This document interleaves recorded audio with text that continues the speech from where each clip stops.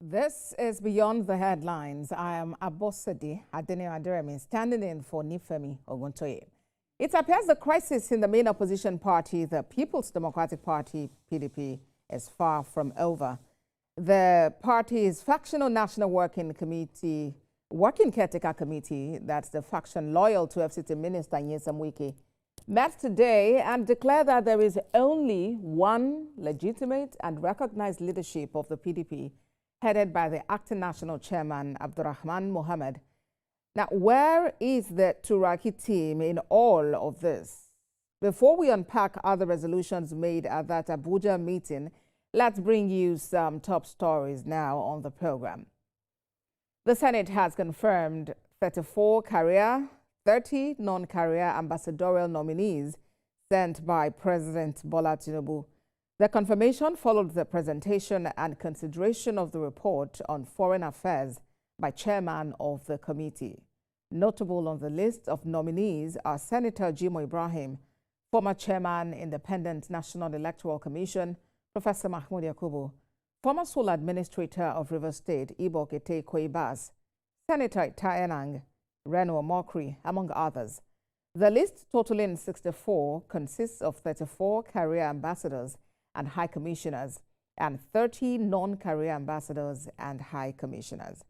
President of the Senate, Godswill Akpabio, asked the nominees to represent the country well as good ambassadors of Nigeria. And moving on to our discussion today, earlier in the day, Factional National Working Caretaker Committee of the People's Democratic Party, PDP, met in Abuja and declared that the party remains united, strong, and indivisible despite recent internal disagreements. While addressing journalists, the Caretaker Committee said there is only one legitimate and recognized leadership of the PDP, and that is headed by the acting national chairman, Abdurrahman Mohammed. It warned individuals and groups against actions that are capable of bringing the image of the party into disrepute, urging them to desist immediately. Now, the faction also dismissed claims circulating in the media that an alternative executive led by a group referred to as the Turaki ESCO has been recognized by the Independent National Electoral Commission, INEC, describing the report as false and misleading. The committee challenged the group to provide evidence, including the code allegedly used to upload its executive details on the INEC portal. And as part of resolutions reached, the Caretaker Committee ratified the dissolution of some state working committees while confirming the appointment of caretaker committees in the affected states. Those states include Borno, Bauchi, Oyo, Zamfara, Yobe, Ekiti, Bayelsa, Enugu, Ebonyi, Anambra, Delta, Taraba, Kano, and Lagos. Now, the committee also announced the assignment of portfolios to some members, and they say it is to enhance effective service delivery. Now, these are the portfolios. Professor Adenike Ogunshe was named Women Leader. Ala Dejidoherty was named Deputy National Secretary. Senator Olaka Ogunwo is Treasurer. Jungo Haruna Mohammed is National Publicity Secretary, while Ibrahim Bala Aboki will function as youth leader. Well, the Caretaker Committee is looking ahead. It's approved a timetable for conduct of state congresses, which are scheduled to commence from the 9th of January next year. And it added that the dates for the party's national convention will be announced after the conclusion of the state congresses. And they are hoping to have detailed timetable released soon. Well, as we unpack the discussion tonight, let's bring in Yusuf Harun, who is a public affairs analyst. Mr. Harun, does it bother you that, as we speak, the PDP's house doesn't seem to be in order? We have one group, the Turaki team. We have this other group, the Abdurrahman team. And despite claims that the party is united, do you actually agree with them that the PDP is united and indivisible? The reconciliation team that the PDP is currently setting up has proved beyond doubt that they are disunited. And the deep roots of disunity has also been due to certain party players. One of the main person who has been affecting this PDP, either positively or negatively, is the current Minister of FCT, Nyesom Wike. And other two people who are also rocking the boat are the governors of Oyo State, Sheyi Makinde, and the governor of Bauchi State, Bala Mohammed. So this PDP, they are currently in a state that if they contest in the 2027 election, they might get all their elected officials disqualified. Mr. Harun, very quickly, Mr. Harun, let me quickly establish here that, we had plans today to have the newly appointed now Deputy National Secretary of the PDP, Deji Doherty, who was to join us on the program, but at the moment we do not have him. We hope he joins before the show ends so that he can talk to us about this latest decision of that faction of the party and what he thinks can be done to bring the party together. So you were talking about what you believe has kept the party in vicinity. Please go on with that, Mr. See, within few months, just in this year, 2025, about 6 governors have defected from the PDP to other parties. Most of them defected to APC. One of them recently, Governor of Osun State, defected to Accord Party. So this is something worrisome. The recent defection is the governor of Rivers State also who defected to APC. And the question is that the PDP have internal crisis, which they have been denying. So they've been delusional for a very long time. And now they are realizing that they have to set... Would you say that they have been denying it? I suppose that at some point they agree that, there are internal wranglings, but, they are like minor issues that they would normally and naturally resolve as brothers and sisters. So do you think it's a case of not paying attention to the issues, or did it just snowball, get out of control? What do you think is happening exactly? They have not been paying attention to the solution, and they have not been legitimate or sincere enough to provide a resolving mechanism. I'll give you a good example. When the governor of Oyo State, Sheyi Makinde, decided to go ahead with the conference or with the program he had in Oyo State, many of them, or some members of PDP, were dissatisfied. Some members of PDP were dissatisfied with this, and instead of him to reach out to them, especially the governor, the former governor of Rivers State, and who is the current minister, instead of that, they decided to expel them.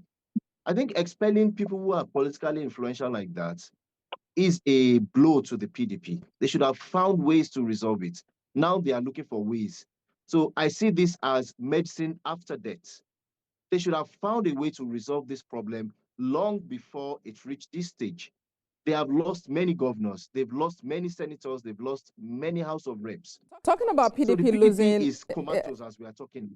You believe the PDP is in comatose? Well, I was referring to the fact that you talking about the fact that they have actually lost members in recent time. Just today, 3 members of the House of Representatives defected from the PDP to the APC, and it just as though it's on a daily basis that the party is losing members. But then they maintain that they remain strong, they remain united. The Abdurrahman faction, for instance, is planning a national convention. It has dissolved some state executives. It's appointed some people. It has assigned portfolios to some members of its committee. And I'm just curious as to how you see all of this playing out, and what you think really is the bone of contention in the matter. So this is typically what is described as medicine after death. The PDP is in coma and it's already close to death. So giving medicine at this stage is too late. This is something that should have been done way earlier. Firstly, when you saw big wigs defecting from the PDP, people like even Waziri Atiku Abubakar, people like even the former Minister of Transportation, Rotimi Amici was even in APC, we defected to ADC. But you see even many influential people together with the Waziri group who left PDP for ADC. After that, many governors also left PDP for APC. So it's already made PDP like a structureless party. And I can predict that in 2027, even before 2027, we are going to have Osun gubernatorial election. I can predict that PDP will be nowhere to be found Dr. in the Harun, election. all right, I hear you, Dr. Harun. Let's quickly bring in our correspondent who covered that meeting that held in Abuja today, where the that factional National Working Caretaker Committee met. Femi Akonde joins me now from Abuja. Femi, talk to us about how it went down at that meeting and talk to us about some of the resolutions reached by the party chieftains. Hi, Ambassador. Well, it's just the caretaker committee of the People's Democratic Party also trying to the party structure, both them, the party structure. What we have seen in recent days is different groups trying to lay claim to the leadership of the party.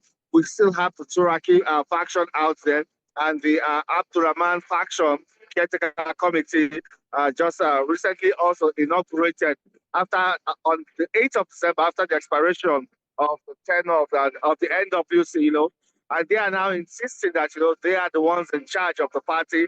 They hold they'll go ahead conducting activities of the party and asking the public to disregard the Turaki faction. Well, all of that, it's still not clear or certain who indeed is at the head of affairs of the PDP. None of these groups have access to the national secretariat of the party in Wadata Plaza. It is still sealed up, Other faction, the Turaki faction, they hold their meetings at the Bauchi Governor's Lodge. This meeting held by the Abdurrahman faction was also held outside the party secretariat. So it's interesting to see the days ahead how this should unfold and indeed who emerge as the authentic leader of the party. For us and the media, we still refer to them as a factional, even though they do not like it. Everyone wants to be referred to as the substantive leader of the party. But there are two groups making claims to the party, and this has also significantly stalled the administration of the People's Democratic Party. Ambassador. All right, Femi, thank you very much for that update you have given us. That's Femi Akonde for us in Abuja. Well, let's now bring in a chieftain of the party. Just today, he was appointed. He was assigned a portfolio as the Deputy National Secretary of the PDP, and he is Deji Doherty. Mr. Doherty, good to have you join us. I'm glad that you were eventually able to make it. I know that congratulations, would have been in order, but I'm not exactly sure what to say because this is a factional thing and we don't even know where it's leading. How do you feel about this and what went on when your faction met earlier today? Well, thank you very much for having me this evening, and I'm quite sorry I've been traveling here and there, and that's why I haven't been able to join you on earlier programs. Having said that, it's quite unfortunate, really, and I do understand the comments that have been made so far. Yes, we are in troubled waters. Yes, we are factionalized. Yes, we are in court. Yes, we have two factions laying claim. Yes, we are not in the secretariat. But having said this, you all need to understand, and I'm sure you have followed the PDP for quite a while. I've been a member of the PDP for the past 26 years. And I've held different positions in the PDP, and I've also run as an aspirant for governor in Lagos State 3-4 times. You understand? Today I was appointed, yes, you can say it factional, you can say it whatever, you understand, because definitely when you're in court, there isn't a clear structure already legalized, you understand? However, we in this part of the factionalization in the People's Democratic Party understand one thing, that the People's Democratic Party has the capacity to take different shocks. it's so big that it will take these shocks. Now, whatever way it lies, you understand, the PDP will bounce back again. You understand? Having said that, and having respectfully understanding what the other commentators have said, yes, it's a fact that we are going through troubled waters, we're in coma and everything, but you have people that come out of coma. But this is the truth, and I just want to lay the truth straight to you. There have been court judgments that have come up, and the layman knows which judgment is superior to the other. You also have a chairman that, with all due respect to him, because he's a son, you understand, that has benefited from what is already in court. And he seems to be the one that is, that more or less is judging his own case. He's the highest beneficiary at the convention where, after the convention, 2-3 governors have left. More governors are saying they're going to leave. In a convention where the chairman of the convention told the whole world that, look, I don't think it will be right for us to go ahead with this convention. Mr. Doherty, I am stepping aside. No, I understand all of what you're saying, but there is a statement you made earlier which I want us to make reference to. You said, we know that people come out of coma, people get out of coma, but not all people get out of coma. As the PDP stands now, this state of comatose, appears to really be deep. And how sure are you that the PDP could actually come out of the state of comatose? Listen, this is a political party. Don't let's take it like it is something out of a magic box or something.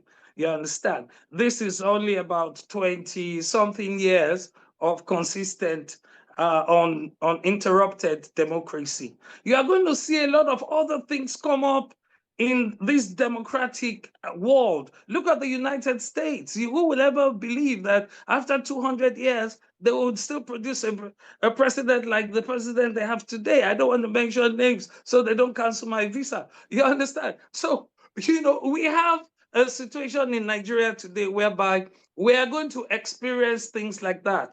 And PDP is being in the forefront of the democratic change in this country, must have his own fair share of the negatives and the positives. Indeed, the PDP must have its, Mr. Doherty, indeed the PDP must have its fair share, but how it handles it matters. Because now we've heard analysts, we've heard political watchers, talk about the fact that the PDP itself is insincere. It just appears as though each person, each chieftain is only working for themselves. It's not the interest of the party. No. Listen, let me say this. How did we get to where we are? Let me give you personal examples. What is happening today, what has crystallized today, is it something that started a year ago, or 2 years ago, or 3 years ago, or 4 years ago, or 5 years ago? You can all remember during the Buhari era, when Governor Fayose was hit by the gun at the back of his head. The guy is still going to the hospital up till today, but he was the only one speaking at that time for the People's Democratic Party. You understand? And then you have again a situation where Governor Wike has been the one. He fought for Port Harcourt, for Rivers State, for PDP. And at the end of the day, he got shoved. Now, let me tell you this. Personally, right? The governors of Oyo State, Chief Bode George, Governor Bala, all these people are the ones that have created different issues in the People's Democratic Party. Well, that is your position. Let's have Dr. Harun respond to that.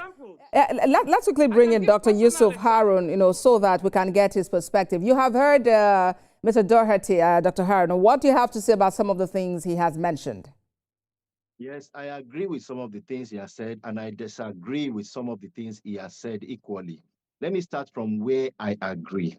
I agree that he has also admitted that PDP has internal crisis. I agree that, yes, some of the people causing the crisis, either by default or unknowingly, are people like whom I mentioned also earlier, Governor Seyi Makinde, who was also part of the G5 governors before, also Bode George and Governor Bala Mohammed. But we cannot exclude former Governor Wike, who is the current minister. They all colluded. Remember Wike, Seyi Makinde, Ipiazu, former governor of Benue, they were all in the same camp. But now, Seyi Makinde and Wike are at loggerheads. So yes, it is true that these are the players, but we cannot exclude Governor Wike. Now, the problem of Governor Wike is, yes, I support some of the things he has done in Abuja infrastructure. I support that he wanted power to be transformed or transferred to the south. I support Asiwaju Bola Ahmed Tinubu, and I believe he is still the best man, even though we are going through economic reforms compared to Peter Obi and Atiku. Asiwaju is still the man to beat. He is the master strategist. Now, where I disagree is that Governor Wike should also know how to strategize. It's not every battle you go up front to win. Governor Wike default is also causing harm to PDP, either knowingly or unknowingly. Because when you continue, it's like your family. If you continue to sue your family to court, if you continue to be at the forefront, you are destroying your family.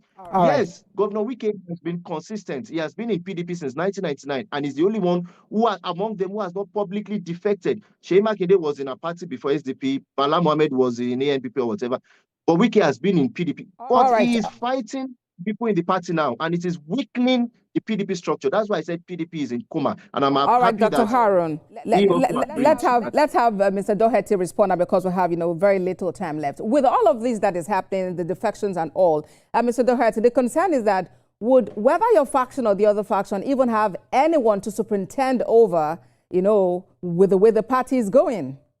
Mr. Doherty, please. You see, definitely it's going to take time. It's going to be quite expensive. It's going to take quite a lot of guts. You understand? Let me explain something to you, okay? And I'm saying it sincerely because definitely, if you look at career politicians, and then you look at technocrat politicians, they have different views on how they see these things. Now, let me explain something to you.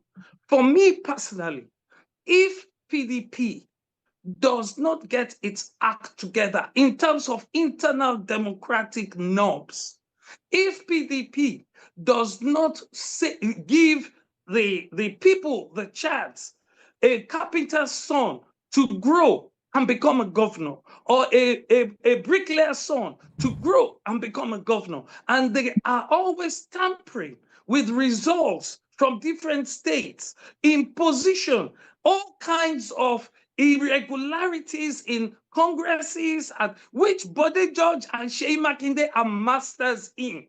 That's an allegation. They've done it to the wrong person. That is an allegation. The wrong person. So if they don't stop, what will happen? We're wrapping up, please. I am talking about.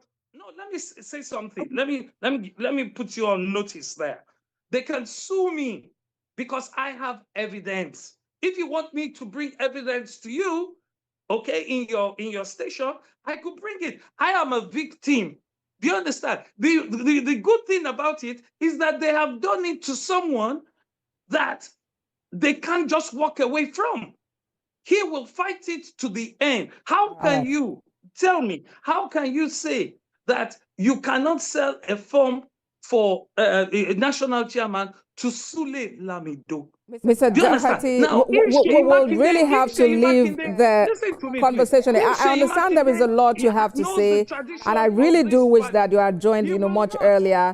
Hopefully, we can, bring back this discussion, perhaps tomorrow, or some other day, to better understand it. I spoke with Deji Doherty. He's a factional deputy national secretary of the PDP. I also spoke with Yusuf Harun, who is a public affairs analyst, and earlier, State House correspondent Femi Akande. That's the program today. Thank you for watching. I am Abosedi Adeniro Adiremi. Her repeat broadcast is at midnight and 6 a.m. Goodbye.